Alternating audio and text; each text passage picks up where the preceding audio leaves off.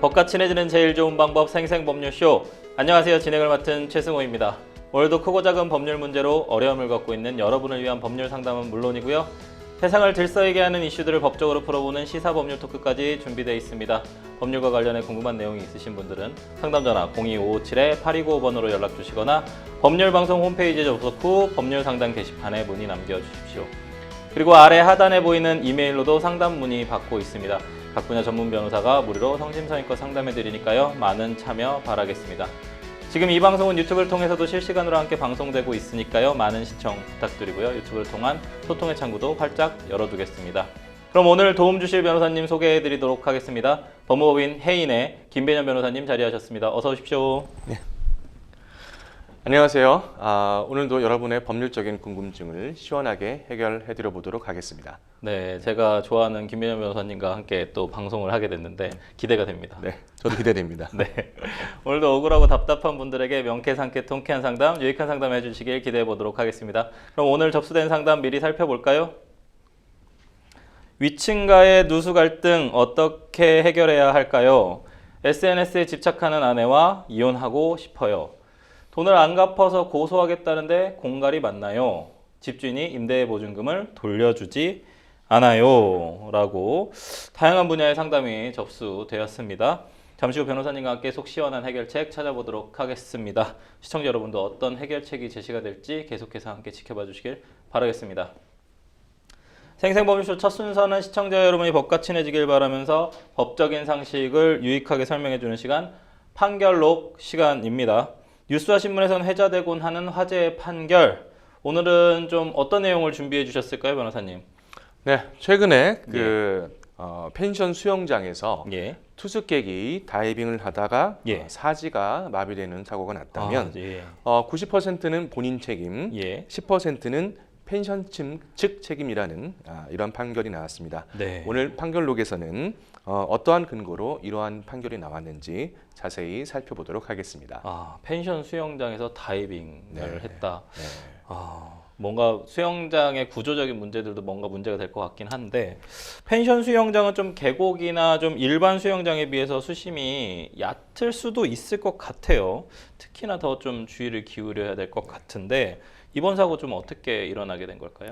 네, 이 사건은 강원 홍천군에서 펜션을 운영하던 펜션 주인이 부속 시설로 수영장을 설치한 뒤 투숙객들이 자유롭게 이용할 수 있도록 했는데요. 이 문제가 된 투숙객은 2020년 7월 새벽 4시경 다이빙을 하다가 수영장 바닥에 머리를 부딪혀 사지마비 등의 큰 상해를 입었습니다. 당시 수영장은 수영풀과 이를 둘러싼 목재 데크로 구성이 되어서 펜션의 공터 위에 성인 가슴부터 허리 정도의 높이로 설치가 돼 있었습니다. 사고를 당한 투숙객은 펜션 주인이 수영장에 수심을 표시를 하거나 다이빙 금지를 알리거나 사고 발생 시 즉각 보호 조치를 취할 수 있는 인력과 장비를 갖추지 아니하였다면서 수영장의 점유자로서 수영장의 설치 보존상의 하자를 원인으로 한 손해배상 책임 내지 펜션 수영장 이용객에 대한 보호 의무를 위배하였으므로 손해배상 책임이 있다며 소송을 제기를 했습니다. 수영장을 어쨌든 새벽 4시에 들어갈 수 있는 상황이었고, 네. 그 4시에 뭔가 그렇게 수영장을 오픈할 거면 뭔가 위급 상황에서 발생할 수 있는 그런 그렇죠. 사고에 대한 인력과 장비가 좀 필요하다라는 네. 약간 판결인 것 같은데, 수심이 낮은 수영장에서 그것도 새벽 시간에 좀 다이빙을 하다가 다쳤다면 100% 투숙객의 잘못이 아닐까 싶다고 약간 시청자분들 좀 생각하실 수도 있을 것 같아요. 근데 이런 상황에서 펜션 측의 일부 책임, 제가 방금 아까 말씀드린 것처럼 뭔가 인력과 장비가 좀 필요했다라는 부분이 좀 의외입니다. 이렇게 법원이 펜션 측의 과실을 좀 인정한 이유가 뭘까요? 네, 재판부는 이 사고가 펜션 주의 수영장 설치 또는 보존의 하자로 인해 발생한 것이라고 설치를 하면서 결과적으로 이제 손해배상 책임을 있다고 판단을 했습니다. 다만 해당 투숙객이 성인으로서 위험에 대한 판단 능력과 사리 분별 능력을 갖추고 있었고, 사고 전 이틀 동안 펜션을 이용하면서 수영장의 수심이 자신의 허리 정도이며 다이빙을 할 경우 위험하다는 사실을 충분히 인식할 수 있었음에도 다이빙을 해 사고를 당한 점들을 고려해서 펜션 주임의 책임을 10%로 제한을 했습니다. 해당 재판부는 수영장의 높이상 다이빙 자세로 입수할 경우에 신체가 바닥에 강하게 부딪혀서 사고가 발생할 가능성이 매우 높아서 펜션 주인이 사전에 이용객이 다이빙을 못하게 경고하거나 경고 표지를 만들어서 사고 위험을 미리 방지할 필요가 있었다라고 하면서 사고 당시 수영장 수영풀 안쪽에 다이빙 금지 표시가 부착되어 있기는 했지만 이는 펜션 주인이 별도로 마련한 것이 아니라 수영풀 제품에 접착된 작은 크기의 제품 안내 표시에 불과하고 위치랑 크기를 보면 이용객들이 이를 야간에 알아보기 어려웠을 걸 보고 이러한 그 방지 표기가 없었다라고 설치를 했습니다. 또 펜션 주인이 펜션 주인이나 해당 직원이 낮은 수심으로 인해 발생할 수 있는 사고에 대해서 사전 경고나 주의 조치가 없었다고 한 점도 지적을 했습니다. 수영장을 갖고 있는 펜션 주인분들은 조금 이 부분에 대해서 인지를 좀 해야 되는 판결인 것 같습니다. 그래도 좀 투숙객의 책임이 90%나 좀 되니까 그 비율만큼 배상액 부담은 조금 많이 덜었을 것 같습니다. 구체적으로 좀 배상 금액은 어떻게 결정된 걸까요, 변호사님? 네, 이 사건에서는 그 투숙객의 총 치료비 또 관련된 손실 전체를 16억 9,952만 원으로 산정을 네, 했고요. 사지 마비가 됐으니까요. 네, 그렇죠. 그리고 문제는 이 사건의 그 피해자 투숙객은 당시에 24세였습니다. 아, 그렇군요. 그래서 결과적으로는 우리가 보통 그 가동 연령 65세까지 볼 때 보통 40년 이상의 손해가 발생하게 된 것이죠. 펜션 측이 이 금액의 10%와 여기에 1,000만 원을 더해서 1억 7,995만 원을 투숙객에게 지급하라고 판단을 했습니다. 10% 과실의 결과가 1억 8천만 원여 되는데 펜션 주인 입장에서는 좀 상당히 큰 금액이지 않습니까? 좀 억울할 것도 같고 과실을 좀 줄여볼 수는 없었을까요? 이제 관련된 이런 사건의 지금 판단들이 사실은 꽤 저도 지금 준비를 하면서 보니까 많더라고요. 보니까 펜션 같은 데에 간이로 수영장 시설을 설치를 하고 거기에 따라서 이용객들이 손해를 입는 경우가 꽤 많았습니다. 따라서 이러한 펜션 주인들이 그 야간 같은 데에 아무래도 주의나 이런 그 관리가 쉽지가 않기 때문에 수영장에 접근하지 못하도록 차단하는 시설을 설치하거나 덮개 등을 씌워서 제지할 필요가 있었다. 그럼에도 이 사건 펜션주가 하지 않았다. 이런 점들을 지적을 하면서 기본적으로는 펜션 주인에게 과실이 있다는 점을 지적을 했습니다. 근데 방문하는 방문객들 같은 경우에는 많이 새벽에도 놀고 싶기도 하고, 그렇죠. 특히나 이제 온수풀 같은 경우에 좀 뭐 경험하고 싶기도 하고 이런 안전 사고들이 상당히 좀 많을 것 같은데 법원이 펜션 주인에게 좀 최종적으로 청구한 금액 1억 8천 정도 되는 이 부분 변호사님 좀 적정 수준이라고 좀 보시나요? 아무래도 이제 이 사건은 펜션주의 책임에 대해서 구체적으로 설치를 하면서도 기본적으로는 펜션주의 책임은 이제 10% 정도로 제한을 해서 기본적으로는 무려 17억에 달하는 그 손해 중에서는 10%만 부담을 할 수 있도록 그렇게 판결을 했습니다. 다만 이러한 그 비율의 판결들이 모든 사례에 동일하게 적용될 수 있다고 좀 보기는 좀 어려울 것 같고요. 그 결과적으로는 펜션주가 얼만큼 반기 조치를 했는지 또 해당 그 투숙객이 얼만큼 그 어떤 위험에 대한 대비를 갖다 하지 못했는지 이러한 점들에서 조금 차이가 있었을 거라 생각이 됩니다. 아무래도 해당 사건에 대한 구체적인 여러 가지 다른 증거들이 작용을 해서 10%의 책임 제한이 있었던 것으로 생각이 됩니다. 펜션 운영자와 이용객들에게 좀 시사하는 바가 좀 클 것 같은 판결입니다. 특히 수영장과 같이 위험성이 있는 시설의 경우에는 운영자는 명확하고 경고의 메시지가 들어가는 경고 표지와 안전장치를 좀 갖춰야 할 책임이 있다는 점을 좀 분명히 한 판결인 것 같습니다. 변호사님, 이번 판결 좀 어떻게 보셨나요? 특히나 아까 사고 발생을 예측해서 뭔가 인력과 장비를 좀 둬야 한다라는 내용. 문구 정도는 어떻게 좀 마련할 수 있을 것 같은데 인력을 좀 마련해야 한다. 이런 부분은 좀 어떻게 보시나요? 아무래도 이제 영세한 그 펜션 같은 경우에는 그것을 안전을 보호하기 위한 예. 유지하기 위한 시설이나 어떤 인력을 갖추기가 사실 예. 쉽지가 않겠죠. 다만 이제 CCTV나 이런 것들을 이용해서 좀 상시적으로 좀 감시할 수 있는 이제 그런 네. 시스템을 좀 갖추는 것도 좀 필요할 것으로 생각이 되고 예. 무엇보다도 차라리 출입 시간을 제한을 해서 예. 일정 시간 이상에는 이용을 하지 못하도록 특히 심야에 관리 감독이 소홀할 수 없는 시간에서는 그것을 좀 이용하지 못하도록 하는 것도 좀 필요하다는 생각이 듭니다.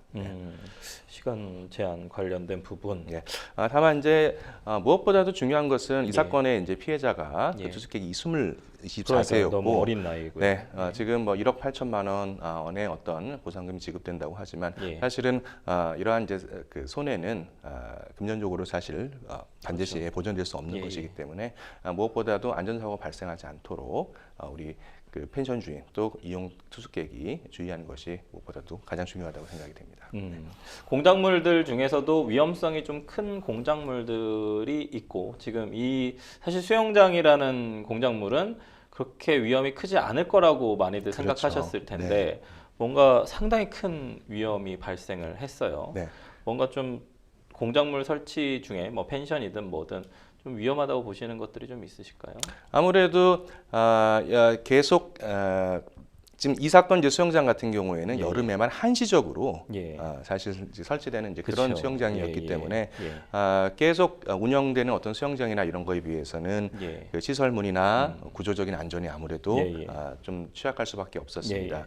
그래서 그 지금 우리 말씀하신 대로 예. 일시적인 어떤 시설물 또 그 보호 관리 감독이 아무래도 잘 되기 힘든 이런 시설물들은 이용자 자체가 좀 이용하실 때 더욱 주의하실 필요가 있다고 생각이 됩니다. 겨울 같은 경우에는 뭔가 실내 스케이트장이나 그렇죠. 아니면은 뭐 캠프파이어 네. 아니면 토치카 뭐 이런 네. 약간 불을 사용하는 시설들 네. 이런 것도 그러면 안전주의 의무를 다 또 해야 하는 거네요. 그렇죠. 네, 아무래도 뭐 불을 이용하다 보면은 화재 발생이 항상 있고 예, 예. 또 겨울철에 건조하기 때문에 예, 예. 조금 더 거기에 대한 이제 예, 예. 어떤 그 보호 조치나 안전 방지 조치가 필요한데 예, 예. 사실 이런 뭐 캠핑장이나 예, 이런 예. 것들에 그런 것들이 아주 잘 돼 있것을 좀 기대하기가 쉽지가 않잖아요. 그러니까 이용자 자체도 좀 주의하실 필요가 더 있겠죠. 그럼 지금 이 수영장 판결이 뭐 캠핑장이나 글램핑장 같은 경우에 운영을 하다가 네. 글램핑장의 어떤 시설이나 어떤 안전을 위한 인력이나 이런 보호 장비 같은 게 없었다면 네. 글램핑장을 운영하는 운영자에게도 책임을 좀 물을 수 있다. 물론입니다. 네. 어떤 화재나 또 이런 것들은 그 위험들이 항상 예. 결과적으로 예측을 할 수 있는 것이기 때문에 그거에 대해서 이제 방지 의무를 얼만큼 사전에 미리 갖추었느냐가 굉장히 중요하겠죠. 그것을 그 최선을 다해서 갖추지 못했다면 일부 과실이 있다면 그것에 대해서는 분명히 책임을 질 수 있다는 점을 네. 이 운영하시는 분들은 반드시 좀 주의하실 필요가 있겠습니다. 공작물을 설치해서 운영하시는 운영자분들께서 좀 조심하셔야 되는 부분이고 어느 정도의 책임이 발생하는지에 대한 내용까지 말씀드리는 판례였던 것 같습니다. 지금까지 판결록 함께 했습니다. 여러분은 지금 생생범효쇼 함께하고 계십니다.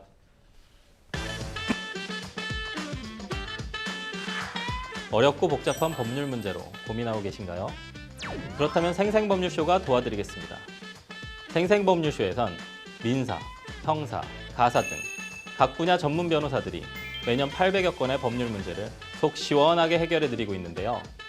그럼 무료로 법률 상담을 받을 수 있는 3가지 방법 지금부터 소개합니다.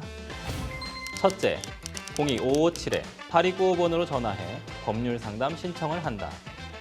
둘째, 법률방송 홈페이지에 접속해 법률 상담 게시판에 사연을 올린다. 셋째, 지금 화면에 나오고 있는 이메일 주소로 사연과 연락처를 보낸다. 속 시원한 법률 상담 프로그램 생생법률쇼. 지금 바로 상담 신청하세요. 네, 지금부터는 생생법률쇼가 자랑하는 성심성의 무료 법률 상담 시작해 보도록 하겠습니다. 전화 상담 연결되어 있는데 받아보겠습니다. 안녕하세요. 여보세요. 여보세요. 안녕하세요. 전화가 아직 연결이 안 됐나요? 여보세요. 여보세요. 네네. 전화가 연결이 되어 있었는데 전화가 아직 연결이 좀 안 된 것 같아서 저희가 준비되어 있었던 상담부터 이메일로 들어온 상담부터 진행해 보도록 하겠습니다. 전화 연결되면 바로 저희 전화 상담 연결해서 네, 전화가 연결이 됐네요. 전화 상담 한번 진행해 보도록 할까요? 안녕하세요. 네, 안녕하세요. 네, 안녕하세요. 어떤 점이 궁금해서 연락 주셨을까요? 네, 다름이 아니라 예, 예. 저희 집이 빌라인데 예, 예. 누수가 된 지 좀 예. 한 7, 8년 정도 됐어요. 누수 근데 관련돼서 이제 연락 주셨거든요. 예. 네네. 예. 근데 이제 윗집이라는 거를 확인된 거는 한 3, 4년 전에 확인이 됐고요. 네. 근데 이제 윗집에서 인정한 거는 작년 10월 정도에 인정을 하셨고요. 네. 그래서 이번 3월에 고쳐준다고 해고 나서는 네. 여태껏 지금 고쳐주지 않고 있거든요. 네네. 네, 그래서 그거를 혹시 법적으로 어떻게 해야 되는지 궁금하기도 하고, 네. 그리고 몇 주 전에 그 윗집하고 같이 해서 그 하수구 공용 배수관이 막혔었어요. 네. 그래서 이제 윗집이랑 저희 집이랑 예. 아랫집이랑 해서 이제 n분의 1 하기로 했는데, 네네. 아랫집이 이사 온 지 얼마 안 돼서 저희 집과 네. 그 윗집이 네. 반반 부담하기로 했는데, 자기네들이 반반 부담하겠노라고 얘기해놓고서는 갑자기 말을 돌려서 반반 부담 못하겠다라고 얘기를 하거든요. 예. 그리고 자기네들이 왜 반반 부담해야 되는지 이해가 안 간다고 네. 그렇게 억지 주장을 얘기해서 궁금해서 어떻게 조치하면 되는지 어떻게 할 수 있는지 해서 전화드렸어요. 네, 그렇군요. 우선은 지금 위에 집에서 누수가 발생한 부분에 대한 배상 네. 책임 관련된 부분 하나 하고 또 하나는 네. 공동 하수관 관련된 부분에서 수리비 부담 혹은 아니면 이제 네네. 치우는 비용 관련된 부분인 것 같습니다. 지금 김배련 변호사님 나와서 잘 듣고 계셨거든요. 인사 나누시고 상담 받아보도록 하겠습니다. 네, 안녕하세요. 네, 안녕하세요. 네, 네. 지금 이제 주신 주요 지금 문제가 지금 그 윗집에서 발생한 누수 부분, 또 하나가 네. 또 지금 하수관 역류에서 공용 부분에 대한 어떤 누수, 그 두 네. 가지로 지금 정리를 할 수가 있겠죠. 네. 네. 두 가지가 궁금해서 연락 주신 게 맞으시죠? 네. 네네, 맞아요. 예, 예. 네. 지금 그 아마 윗집에서 그 본인들이 지금 그 전유 부분에 대한 수리는 해야 된다는 것은 잘 알고 있으신 거죠? 네, 알고는 있어요. 네. 그런데 그것을 수리를 안 해주고 있습니까? 네. 지금 이제 뭐 3월경에 지금 수리를 해주겠다. 네. 이렇게 얘기를 했는데 거기서 더 이상은 이제 실제 이행을 하지 않고 있다. 네. 그러면은 수리는 비용을 뭐 그 전에 어떻게 말씀하셨습니까? 수리를 갖다가 자기네가 알아서 하겠다, 아니면은 비용을 줄 테니까 우리 쪽에서 수리를 해라. 뭐 여러 가지 케이스들이 보통 있거든요. 네, 처음에는 저희가 해서 하겠노라고 이제 했었는데, 그 사람들이 저희들이 하는 게 마음에 들지 않는다고 자기네들이 업체를 구해서 해준다고 했어요. 네. 그래서 저번 주까지만 해도 조금만 기다리라고, 거기서 전화 올 거라고 얘기를 했는데, 또 전화가 안 와서 저 얘기를 했더니, 좀 더 기다리라고. 말로만 기다리라만 하지, 계속 해주고는 있진 않거든요. 네. 네. 그럼 결과적으로 우리는 그동안의 누수로 인한 손해가 계속 지금 확대되고 있는 그런 상황이겠네요. 네. 네. 일단 이제 법적으로는 공작물의 설치 보존상의 하자, 즉 여기서 공작물은 해당 건물을 생각을 하시면 돼요. 그 하자로 인해서 타인에게 어떤 손해를 가할 때는 그것을 점유한 사람, 또 점유한 사람이 과실이 없다고 하면은 그것을 소유한 사람이 그 피해자한테 배상을 해주도록 책임적이 규정이 되어 있습니다. 이 특이한 게 뭐냐면 다른 어떤 그 손해배상 책임이나 이런 것들은 그 사람이 뭔가를 잘못해서 뭔가를 실수해서 혹은 고의적으로 다른 사람에게 손해를 끼치려고 해서 이러한 고의나 과실 이런 것들이 있어야 되는데, 이런 건물의 그 설치 보존상의 하자로 인한 어떤 책임은 과실이 없어도 그 사람이 잘못하지 않아도 책임을 져야 되는 그러한 이제 하나의 책임입니다. 따라서 윗집의 어떤 그 소유자분께서는 지금 우리 상담자님께 그분이 잘못한 게 있든 없든 간에 무조건 사실은 배상을 해주셔야 되는 그런 부분이에요. 네. 그래서 뭐 내가 잘못한 게 뭐 내가 뭐가 있느냐, 내가 이걸 어떻게 알았느냐 이런 것들을 사실은 따지실 이유가 전혀 없이 윗집에서 배상해 주셔야 된다는 거죠. 따라서 결과적으로 윗집에서 지금 손해배상 책임을 갖고 있는 것은 분명해요. 근데 그것을 이제 실현을 시키는 것이 이제 어떻게 되느냐, 이제 그것이 하나 이제 문제가 되는 것이고. 자, 다음으로 이제 공용 부분을 말씀드리면 공용 네. 부분은 사실상 어떤 누구 전유 부분에서 발생한 것과는 달리 그 공유자 전체가 사실은 배상을 해야 되는 겁니다. 지금 네. 전체적으로는 몇 가구가 살고 계세요? 그 빌라에 7세대요. 7세대. 네네. 그런데 지금 그 하수관에 네. 하수관에 관련된 부분은 단 세 집만 공유하고 있는 것인가요? 네. 그렇다 그러면 이제 그 세 집이 사실 이제 부담하시는 게 맞고, 어떻게 보면은 이제 새로 이사를 했다고 아랫집에는 부담을 시키지 말자 이렇게 말씀하셨다고 하셨잖아요. 네, 제가 아니라 윗집이 그렇게 얘기하셨어요. 네. 그래요? 그럼 윗집에서는 네. 자기는 실제 부담을 하지도 않으면서 아랫집을 면제시켜준 그런 네. 상황이 되겠네요. 네. 실제로는 이제 아랫집도 새로 이사 오셨던 뭐 어떤 거 안에 어쨌든 그것을 소유하고 이제 계시는 이제 그런 분이기 때문에 아까 말씀드린 것처럼 내가 어떤 과실이 있어서 내가 그 전에 이것을 오래 사용해서 이것을 네. 서로 그 손해를 부담하는 것이 아니라 그것을 소유했다라는 것 자체만으로 배상 책임이 생기는 것이라서 사실은 아랫집 역시 같이 비용을 갖다 네. 분담해서 공용 부분에 대해서는 새 집에서 같이 수리하실 지금 그런 책임이 있는 겁니다. 네, 감사합니다. 그래서 만약에 윗집에서 면제시켜 주는 것에 우리가 동의를 하셨다 그러시면, 물론 뭐 우리 상담원님께서 동의를 하셨다 그러면 뭐 아랫집에 뭐 이웃 관계니까 그 정도는 네. 면제시켜 주거나 그저 뭐 하실 수는 있으실 거예요. 내가 뭐 받을 거를 안 받는 것은 뭐 기본적으로 우리가 자유롭게 의사 선택을 하실 수가 있는 부분이니까. 다만 어쨌든 간에 지금 윗집에서 그것을 이행을 안 해주고 하시는 것은 법률적으로 좀 잘못된 것이죠. 네. 네. 기본적으로는 저희가 뭐 이웃간이기 때문에 가급적이면 협의하셔서 하시는 것이 좋겠지만, 결과적으로는 그 손해배상 책임을 갖다가 이행해주지 않는다 그러면 부득이 이제 소송을 좀 제기하실 수밖에 없는 이제 네. 그런 부분이 있습니다. 결과적으로 비용들이 사실 크지 않기 때문에 대부분 3천만 원 이하의 소액 소송이 이제 되시는 경우가 많은데요. 네. 소송을 이제 제기를 하게 되면은 법원에서 이제 감정을 하라고 합니다. 네. 그래서 실제로 어떤 부분에서 손해가 발생한 거지, 전유 부분에서 왜냐하면은 저희가 당연히 그 윗집에서 전유 부분에서 손해가 발생했다, 라고 해서 소송상에서 뭐 그 윗집에서도 그것을 인정을 하고 자기네들이 배송하겠다라고 하면은 이제 굳이 감정까지 가실 필요가 없겠습니다만은, 그것을 이제 부인하는 경우에는 또 특히 그거에 대한 손해액이나 이런 것들도 다툼이 되는 경우에는 부득이 감정을 할 수밖에 없는 부분들이 있습니다.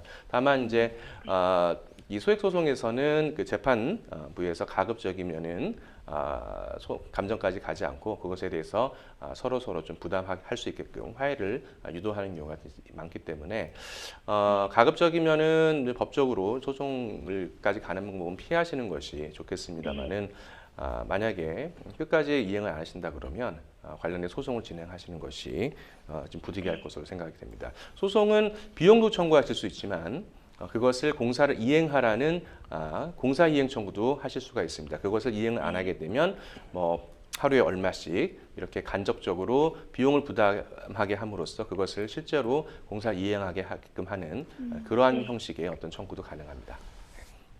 네, 상담자님 혹시 궁금증이 해결이 좀 되셨을까요? 네, 감사합니다. 네, 지금 변호사님 말씀해주신 손해배상 청구나 혹은 이행 청구도 할 수 있고, 만약에 이행을 하지 않는다고 하면 누수 공사에 대한 이행 청구를 하지 않는다면 간접강제 조항을 넣어서 간접강제도 신청할 수 있다까지 말씀해 주셨고, 저희 방송 잘 이해 안 되셨으면 사실 유튜브를 통해서 이제 재방송 또 보실 수 있거든요. 그래서 계속 재방송으로 시청해 주시면 더 내용 좀 더 꼼꼼하게 보실 수 있고, 제가 전화 상담을 여기까지 하고 우선 상담은 여기서 종료하고요. 상담자님한테 좀 도움되실 만한 얘기를 김배년 변호사님하고 제가 좀 나누도록 하겠습니다. 계속해서 시청해 주시면 감사하겠습니다. 네, 감사합니다. 네, 전화 주셔서 감사합니다. 네. 네, 이제 또 항상 이제 걱정을 예, 하시는 분들이 내가 과연 입은 손해를 모두 다 예, 청구를 예. 했을 때 이것을 예. 다 보전받을 수 있을지 예. 그런 부분들이 이제 걱정이 되시는데 예. 실제로 그런 부분에 대해서 책임 제한 서로 어떤 손해가 발생했으면 그 비율을 갖다가 이제 분할해라. 이런 이제 사례도 많이 있습니다. 이제 네. 것들이 이제 판단하는 요소는 결과적으로 그 손해를 방지하기 위해서 누가 얼만큼의 기여를 했는지, 또 노력을 했는지, 가급적이면 지금 윗집 같은 경우에는 빨리 수리를 해주지 않기 때문에 예. 우리 상담자님의 집에 어떤 손해가 계속 확대되고 있는 것이죠. 그렇다 그러면은 이 손해에 대한 기여가 우리 윗집이 아무래도 더 크다고 할 수밖에 없겠죠. 그러면 네. 그럴수록 더 윗집의 어떤 그 배상해야 될 비율은 더 올라가고 우리가 이것에 대해서 적극적으로 계속 손해를 방지하기 위해서 그쪽에 알려주고 협의를 갖다 요청을 하고 예. 이러한 내용들을 실제로 마련을 해두시고 나중에 소송을 만약에 한다면 제출을 하신다 그러면 그런 부분에 따라서 우리의 책임 제한 비율이나 이런 것들을 또 줄여줄 수 있는 그런 부분이 될 수는 있습니다. 그렇군요. 네.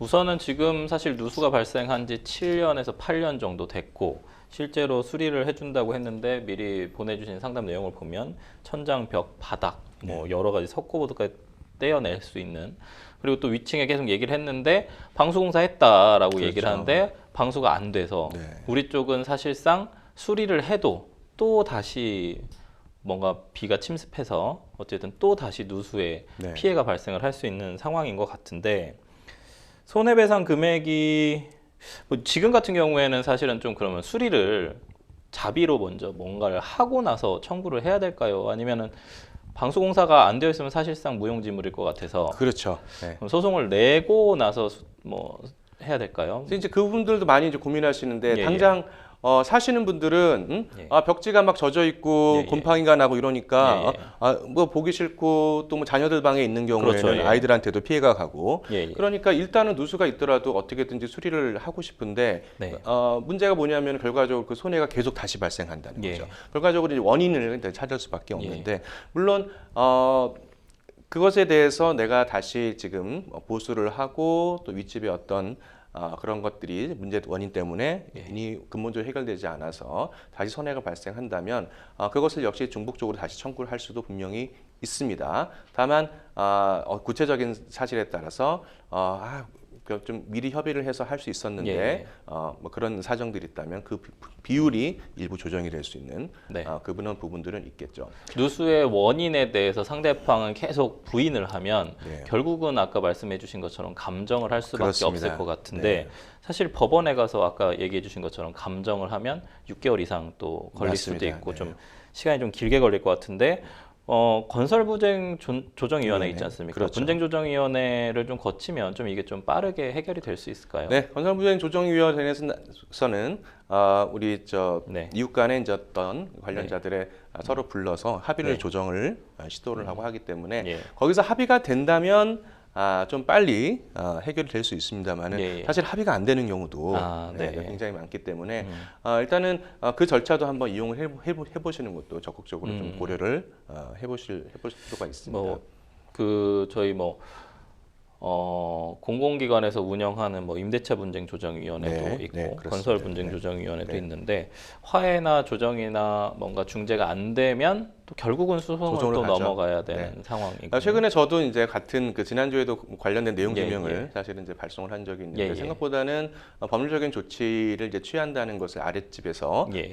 이미 이제 들어갔다는 것을 알고 윗집에서 바로 다시 이제 수리를 해주겠다 네. 이런 이제 태도를 보이기도 했거든요. 네. 물론 가급적이면은 이웃 간의 대화를 푸는 것이 중요하지만 사실상은 좀 법적인 절차에 나서야 예. 그런 모습을 좀 보여줘야 이행에 적극적으로 나서는 이웃들도 있기 때문에 그러한 예. 것도 같이 한번 좀 고려를 해보실 필요가 있고요. 사실상 이 분쟁이 만약에 소송으로 가거나 조정 중재로 가는 경우에는 윗집도 손해일 수 있고 비용적인 그렇죠. 측면에서 그렇습니다. 아랫집도 좀 손해일 수도 있을 것 같은데 네. 이 아까 얘기한 것 중에 조금 의아했던 게 하나가 윗집에서 아랫집의 책임을 면제해줬다. 네, 그렇죠. 이 부분은 좀 어떻게 보시나요? 그것은 뭐 이웃 간에 아무래도 이제 제일 아랫집 같은 경우에는 이제 새로 왔으니까 예. 무슨 책임이 있겠느냐. 예. 그러니까 우리 둘이서 예. 결과적으로 윗집과 중간집에서 예. 같이 해결을 하고 맨 아랫집은 면제를 해주자. 근데 물론 공용 부분에 대한 면제를 네. 자신의 전유 부분도 아닌데 면제를 할 수는 있는 겁니까? 물론 그거 조금 어렵네요. 네, 네. 결과적으로는 우리 아랫집까지 같이 합의를 하신다 그러면 중간집까지 합의를 하신다 그러면 우리 상담자까지 하면 가능할 것 같습니다. 다만 네. 그것에 대해서 내가 동의하지 않는다 그러면 예, 예. 맨 윗집만 아랫집에 대해서 면제를 할 수가 있고 네. 우리 중간에 있는 집은 아랫집에서 받으시려면 얼마든지 받으실 수 있다고 생각이 됩니다. 그럼 결국은 공용 부분을 3분의 1로 나눠서 그렇죠. 만약에 맨 아랫집의 포션이 3분의 1이니까 네. 그거의 절반 부분만 윗집이 그래서 할수 면제할 있겠죠. 수 있지 그렇죠. 않을까라는 좀 생각이 네, 드는데. 우리 면제라는 것은 네. 조금 어렵게 나가면 이제 상대적인 그렇죠. 법률 예. 행위니까 예. 면제한 사람에 따라서만 효과가 발생을 할 수가 예, 있겠습니다. 예. 그럼 사실상 중간집인 지금 상담자님 같은 경우엔 네. 아랫집의 비용 청구를 공용 부분에 대한 비용 청구를 계속 주장할 수 있다. 있죠. 그렇죠. 네. 또 이제 제가 이제 누수 분쟁에 대해서 조금 말씀드리고 싶은 예. 것은 누수가 한 번 일어난 집은 다시 일어나는 경우가 굉장히 그렇죠. 많습니다. 예, 맞습니다. 특히 이제 노후화된 주택 네. 인 경우에는 수리를 하더라도 다시 누수가 발생을 하고 이번에 누수 지점을 찾아서 수리를 한 것으로 생각이 됐는데 네. 불과 수개월 만에 다시 누수가 발생해서 네, 네. 결과적으로 그때 누수를 확인한 것이 아니구나 이렇게 다시 깨닫는 경우도 많게 됩니다. 네. 따라서 매번 분쟁을 일으키고 소송을 하기가 사실 굉장히 네. 어려운 점들이 있기 때문에 네. 가급적이면 이제 그러한 점들을 좀 고려하셔서 협의나 이런 쪽을 하는 것이 좀 바람직하겠죠. 네. 그런 점들을 좀 같이 고려하시는 것이 좋겠습니다. 알겠습니다. 이게 방수공사가 비용이 상당히 좀 다르지 않습니까? 맞습니다. 지붕을 하는 뭐 도막 네. 방수 같은 게 좀 쌀 수 있는데 중간 중간에 크랙이 발생을 해서 뭐 건물 내부에 뭐 인젝션을 해야 되는 방수공사 같은 경우에는 비용이 비용 상당히 굉장히 상당합니다. 상당하기 때문에 그 부분을 원인을 찾아서 뭐 네. 방수공사를 한다라고 하면 사실상 좀 어려울 수도 있을 것 맞습니다. 같습니다. 네. 뭐 상담자님께 마지막으로 꼭 잊지 말아야 될 내용 한 말씀만 해주시면요. 네, 보통은 이게 청구를 받더라도 예. 이 건물을 내가 지은 것도 아니고 지금 이 사건 같은 경우에는 8년밖에 안 된 건물이기 때문에 예. 아주 노후화했다고 볼 수는 없거든요. 예. 결과적으로는 청구를 받은 윗집은 이것을 또 원래 건축을 한 사람에게 다시 떠넘기고 싶은 예. 그런 생각도 들고 또 그것에 대해서 변명을 하는 경우도 많습니다. 예. 다만 아까 말씀드린 것처럼 지금 이 누수에 대한 책임은 그것을 소유한 사람의 소유한 것 자체로 어떤 책임을 져야 되는 그런 내용이기 때문에 그러한 핑계나 이런 것들에 대해서는 좀 고려하지 마시고 적극적으로 조금 협의를 요청하시는 것이 바람직할 거로 생각이 됩니다. 네, 감사합니다. 전화 상담은 여기까지 마무리하도록 하겠습니다. 여러분은 지금 생생법률쇼 함께하고 계십니다.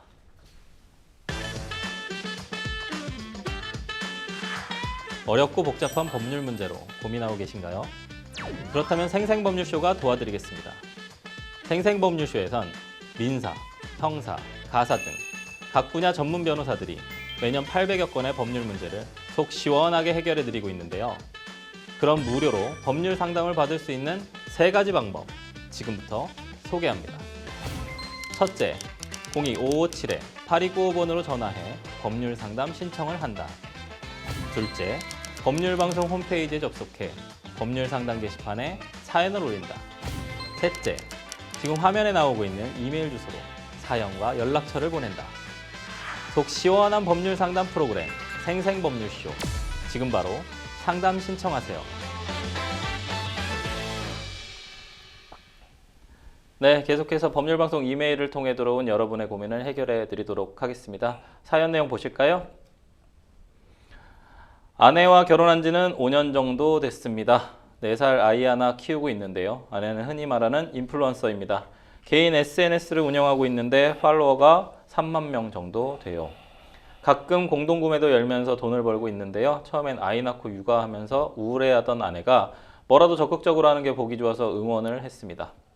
그런데 문제는 팔로워가 계속 늘고 다른 인플루언서들과의 경쟁도 치열해지면서 아내가 어느샌가 SNS에 중독이 됐다는 점입니다. 우리 가족이 함께하는 모습을 전부 카메라로 촬영합니다.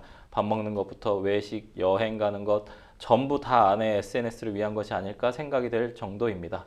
그리고 아이가 2살 때부터 아이 얼굴을 온라인에 노출시키는 것을 두고 많이 싸웠습니다. 하지만 팔로워 수 운운하며 아이 사진을 계속 올리기에 그냥 제가 포기했죠. 지금은 하루에 대부분을 휴대폰만 잡고 살고 있습니다. SNS 한다고 아이 등원도 매일 늦고 온라인 속의 사람들하고만 소통을 합니다. 그러는 동안 살림을 등한시하게 돼 집은 매일 난장판입니다. 퇴근하고 집에 오면 제가 저녁을 차려서 애랑 먹고 청소와 빨래를 합니다. 가족 모임에서도 휴대폰만 계속 쳐다보는 아내를 두고 저희 어머니가 한마디 하셨는데 그 자리에서 울더라고요. 얼마 전 어린이집 선생님 권유로 아이를 데리고 상담센터를 다녀왔는데 아이의 언어 발달이 느리다고 하더라고요. 그 얘기를 들으니 마음이 좋지 않았습니다. 아내에게 제발 휴대폰 좀 내려놓고 아이를 챙겨달라고 했는데 알겠다면서도 도통 박히지 않습니다. 집안에서 제가 아이랑 거실에서 놀고 있으면 아내는 혼자 식탁이나 안방에서 SNS만 하고 있어요. 도무지 한 가족이라는 생각이 들지 않습니다. 이러한 생활을 2년 넘게 하고 있으니 너무 지칩니다. 화도 내보고 타일러도 받지만 달라지지 않는 아내와는 이제 이혼하고 싶습니다. SNS 중독이 이혼 사유가 될 수 있을까요? 라고 질문 주셨습니다. 변호사님, 이런 경우가 사실은 좀 이제 뭐 유튜브나 혹은 아니면 여러 SNS 수익이 조금 되면서 사실 뭐 광고나 이런 부분에 대한 수익이 되면서 사회적으로 좀 문제가 되고 있는 것 같아요. 극단적인 좀 사례인 것 같은데 스마트폰이나 SNS에 대한 좀 집착이 부부간의 갈등으로 이어지는 이런 경우 이혼으로 연결될 수가 있습니까? 아무래도 이제 SNS에 이제 중독이 되고 또 이에 대한 이제 투자하는 시간이 결과적으로 많아지면 그만큼 이제 부부관계나 가족관에 대한 어떤 시간을 할애하기가 어렵기 때문에 가족관계나 이런 가정생활이 좀 무너지기가 쉬운 면이 있겠죠. 미국의 한 그 이혼 전문 변호사인 그 지나 호킹이라는 분은 SNS에 대한 중독적인 어떤 몰입이 가정을 해칠 수 있다고 하면서 그 이유로 SNS, 인터넷상 온라인의 삶이 오프라인보다 더 즐겁기 때문에 현실에 집중하지 못한다는 점을 들기도 했습니다. 또 SNS 속 그 사람과 어떤 채팅을 통해서 실제로 오프라인에서 만나는 경우도 있고 그것이 또 쉽게 외도로 이루어지는 사례도 또 심심치 않게 볼 수 있습니다. 현실은 사실 주기적으로 힘든 일들이 발생을 하는데 온라인은 항상 좋은 일들만 올리니까 행복하고 즐거울 것 같은 그런 부분들이 좀 문제가 좀 되는데 최근 청소년의 어떤 SNS 이용 제한에 대한 얘기도 좀 많이 나오고 있습니다. SNS에 좀 지나치게 의존하는 아내, 아까 여쭤봤는데 이혼 사유가 좀 될까요? 그 민법에서는 6가지 사유를 이제 이혼의 사유로 두고 있는데 그 중에서 이제 제6호는 기타 혼인을 계속하기 어려운 중대간 사유가 있을 때 이것을 이제 하나의 이혼 사유로 삼고 있습니다. SNS에 대한 어떤 모전 중독도 여기에 이제 해당될 수 있을 텐데요.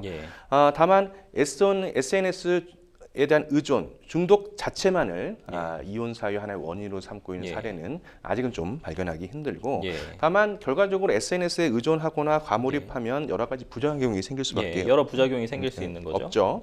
결과적으로 뭐 부부의 대화가 단절된다든지 또 지금 사례처럼 양육을 등한시할 수밖에 없게 된다든지 가사노동을 병행을 지금 맡고 있는 배우자가 가사노동에 대해서 아예 이제 등한시하게 된다든지 이러한 점들이 결과적으로는 하나의 이혼 사유는 될 수가 있습니다. 또 전체적으로 그런 것들이 결합해서 여러 가지 부부관계나 이런 것들이 깨지는 경우가 많죠. 혼인은 이게 부부가 동거를 하면서 서로 부양해야 되고 서로 존중해야 되는 그런 의무가 있는 것인데요. SNS 중독으로 인해서 이러한 부부간의 기본적인 의무가 이행하지 못한다면 그것이 이혼 사유가 될 수가 있습니다.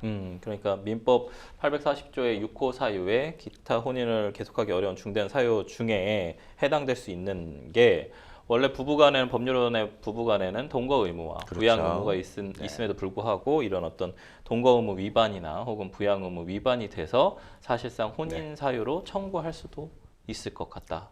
실제로 청구가 될 거라고 혹시 뭐 이게 과소비나 이런 걸로 연결돼도 될 수 있지 않습니까? 물론이죠. 결과적으로 SNS 중독하면 뭐 SNS를 위해서 또 보여주기 위해서 어떤 고가의 사치품이나 이런 것들을 또 구입할 수밖에 없고 아까 하신 대로 변호사님 말씀하신 대로 SNS 속에서는 굉장히 화려한 모습을 갖다가 보여주기 위해서 어떤 호텔이나 또 값비싼 여행지 이런 것들에 대해서 소비 성향이 커지면 또 그것 자체가 사실은 이혼 사유가 될 수가 있는 것이죠. 아이에 대한 양육도 뭐 소홀하게 된다거나 그런 부분들도 좀 이혼 사유가 될 수도 있을 것 같고 협의 이혼이 좀 어려워지면 소송으로 결국엔 가게 될 텐데 이혼 소송 시에 아내분의 SNS 과의존으로 인한 살림, 육아, 소홀과 같은 혹은 대화 단절 등의 어떤 부분을 증명할 수 있는 증거 자료 어떻게 좀 모아야 될까요? 필요하겠죠? 네, 만약에 이제 이런 SNS 중독으로 인해서 예, 예. 이용까지 가게 되는 이제 그러한 것이라면, 예. 즉 원인이 되는 SNS 중독에 대한 내용, 예. 그리고 또 그 결과로 인해서 예. 우리가 지금 방치하고 있는 어떤 살림, 육아, 예. 어떤 부부의 공동생활 이런 것들에 대한 자료를 모두 확보하실 필요가 있겠습니다. 예. SNS 어떤 중독이라는 것에 대해서는 이용 예. 시간, 네. 또 게시물들이 올라온 어떤 빈도수, 네. 또 그 양, 또 그 내용 이런 것들이 모두 하나의 이제 증거가 될 수가 있고요. 또 네. 그것에 대해서 실제로 부작용이 있는 네. 그 양육 네. 에 관련된 것은 아이를 갖다가 조금 계속 늦게 보낸다든지, 예. 또 평소에 아이를 갖다가 조금 지나치게 다룬다든지, 네. 또 방임해서 식사를 제때 주지 않는다든지, 또 아이의 어떤 생활이나 이런 것들이 네네. 네, 그런 점들을 같이 증명하시는 것이 좋겠습니다. 네, 그렇군요. 사실은 SNS를 통해서 소득이 좀 생기고 뭔가 가정에 조금 더 도움이 되는 상황이면 모르겠는데 지금처럼 뭔가 이런 과의존 혹은 과몰입해서 결국엔 가정을 해치는 행위들로 연결된다고 하면 이혼을 하게 되고 사실상 양육권도 뺏기게 되는 부분이 있겠죠. 네. 다만 이제 양육권은 초등학교 미만은 대체로 90% 이상 그 여자 쪽에 가져가는 경향이 있습니다. 근데 이 사건 같은 경우에는 여자분께서 SNS에 중독돼서 양육을 갖다 하기 어려운 사정이기 때문에 이러한 내용들을 같이 좀 주장을 하시고, 반드시 같이 병행해서 해야 될 것은 여자 쪽에서 문제가 있다는 것만 지적을 하는 것이 아니라 아이의 양육 결과적으로 아이의 복리를 보기 때문에 아이를 내가 직접 잘 돌볼 수 있다는 점도 같이 주장을 하시는 것이 좋겠습니다. 네, 중독된 SNS에 중독된 아내 좀 조심하셔야 될 부분인 것 같고 이혼 소송이 될 수도 있다까지 말씀드리도록 하겠습니다. 저희는 첫 번째 이메일 상담 여기서 마무리하고요. 두 번째 이메일 상담으로 넘어가 보도록 하겠습니다. 두 번째 이메일 상담 내용 보실까요? 고향 친구가 아직 취업을 못해서 힘든 시간을 보내고 있는데요. 직업이 없으니 생계가 힘든지 저에게 돈을 빌려달라고 부탁을 했습니다. 저는 선뜻 빌려줬고 친구가 아르바이트를 한다고 했으니 꼭 갚아줄 줄 알았는데요. 하지만 돈을 빌려준 지 몇 달이 지났지만 아직도 받지 못하고 있습니다. 친구가 무슨 돈으로 산 건지 값비싼 가방을 SNS에 자랑하는 것을 보게 되었는데요. 저는 너무 화가 난 나머지 홧김에 돈을 갚지 않으면 고소해 구속시키겠다고 했습니다. 그런데 그 친구는 되레 적반하장으로 제가 공갈 협박을 한다며 저를 고소하겠다고 하는데요. 제 말이 정말 공갈이 될 수 있나요? 너무 난처한 상황인데 어떻게 대응하면 좋을까요? 라고 질문 주셨습니다. 친구나 좀 가족 등 가까운 사이에 돈 문제 때문에 좀 분쟁이 생기는 경우가 많은데요. 변호사님, 실제로 좀 어떻습니까? 네, 우리나라 같은 경우는 이미 사실은 금융제도가 잘 돼 있어서 은행에 가서 담보가 있다든지 신용이 있다든지 얼마든지 대출을 일으킬 수가 있겠죠. 자, 그런데 내 주변의 가족들이나 친구들한테 돈을 빌리게 된다. 물론 이제 소액으로 급전을 빌리게 되는 수도 있습니다만은 적지 않은 금액들을 친구 주변에게 빌리게 되는 경우는 결과적으로는 어떤 금융제도나 이런 것들을 조금 이용하기 어려운 경우가 많습니다. 따라서 이런 경우는 결과적으로 나중에 분쟁으로 이어지는 경우가 굉장히 많은 것으로 보여집니다. 네, 상담자님의 친구분이 지금 공갈죄로 고소하겠다, 협박했다 이런 내용인데 공갈죄는 좀 뭐고 거기 공갈죄의 좀 협박이 어떤 의미인지 좀 정확하게 좀 말씀 좀 해주시죠. 네, 사람에게 폭력 또는 협박을 수단으로 해서 재물의 교부를 받거나 재산상의 어떤 이익을 얻거나 또는 제3자로 하여금 재물의 교부를 받게 하거나 재산상의 이익을 얻게 하는 범죄를 말합니다. 실제로 재산상의 어떤 이익을 못하더라도 결과적으로는 일으킨 시점에서 미수범으로도 처벌이 될 수가 있고요. 다만 여기서 협박은 뭐냐? 우리가 협박은 이제 보통은 어떤 사람에게 해악을 고지하는 것, 즉 네가 어떻게 나쁘게 될 수 있다라는 것을 알려줌으로써 공포심을 느끼게 하게 하는 것은 이제 우리가 보통 협박이라고 얘기를 하는데 공갈죄에서의 협박은 여러 가지 양태가 있을 수 있습니다. 신체적으로 너를 신체적으로 어떻게 해야 할 거야 이런 것도 있지만 사회적으로 직장을 그만두게 하겠다든지 이러한 지위를 남용해서 해악을 고지하는 것도 공갈죄에서 말하는 협박이 될 수 있습니다. 그렇다면 좀 단도직입적으로 돈을 안 갚으면 고소하겠다라고 한 이 말도 협박죄, 그러니까 공갈이 될 수 있나요? 이 사안에서는 뭐 제가 판단하기에는 예. 이것만으로 아마 공갈죄가 되기는 좀 쉽지가 않다는 생각이 네. 듭니다. 지금 우리가 사연을 주신 상담자께서는 예, 예. 이미 돈을 빌려주고도 그것을 받지 못해서 네. 결과적으로 거기에서 격분한 나머지 예. 이런 얘기를 하게 된 것인데 결과적으로는 내가 빌려준 돈을 돌려달라고 하는 것이고 예. 결과적으로 채권을 다시 회수하는 그런 의사표시를 한 것이므로 예. 어떻게 보면은 이제 정당한 권리 행사로도 볼 수 있는 면이 있겠죠. 따라서 이 말 자체로 이 사건에서는 이것으로 공갈죄가 되지는 않을 것으로 봅니다. 다만 이제 상황에 따라서 예. 고소하겠다라고 하는 것을 예. 하나의 협박으로 인정한 네. 그런 케이스도 있기 때문에 네네. 뭐 일률적으로 다 놓고 예, 예. 볼 수는 없겠지만 예, 해당 사항에서 미리 돈을 빌려준 것을 회수하기 위한 네. 목적으로 이러한 내용을 말씀하셨다면 그것이 공갈로 되지는 않을 것으로 생각이 됩니다. 그러니까 적법한 채권을 가지고 있었기 때문에 사실상 공갈죄 협박이나 이런 부분이 될 수는 없는데 네. 고소하겠다라는 말도 어쨌든 뭐 협박이나 이런 게 될 수도 있군요. 네. 우선 그런 판례가 있다까지 말씀. 고소는 사실 이제 예. 고소권이라는 것은 누구에게도 그렇죠. 있는 예, 것이라서 우리 국민들의 이제 하나의 권리로서 보장이 예, 예. 되는 것인데 네. 때로는 경우에 따라서는 그것이 상대방에게 어떤 불안감이나 이런 것들을 무리하게 일으킨다면 예. 그것 자체로 협박이 되는 판례가 있습니다. 그렇군요. 이렇게 해서 좀 조심하시면서 좀 채권 추심 좀 진행하셔야 될 것 같습니다. 저희는 두 번째 이메일 상담 여기서 마무리하고요. 세 번째 이메일 상담 내용 넘어가 보도록 하겠습니다. 세 번째 이메일 상담 내용 보실까요? 서울 한 아파트에 거주 중인데 전세 계약 만기를 앞두고 집주인이 보증금을 돌려주기 어렵다고 통보해왔습니다. 아직 새로 들어올 사람을 못 구했다는 건데요. 당장 이사 갈 집을 찾아봐야 하는 시점인데 어떻게 해야 할지 모르겠습니다. 집주인은 일부러 안 주는 게 아니라고 하는데요. 이게 법적으로 받을 수 있는 방법이 없는 건가요? 이러지도 저러지도 못하는데 다시 재계약을 해서 거주하는 것이 현명할까요? 솔직히 전세 사기를 당할까 봐 너무 무서운데 현명하게 대처할 수 있는 방법을 알려주세요.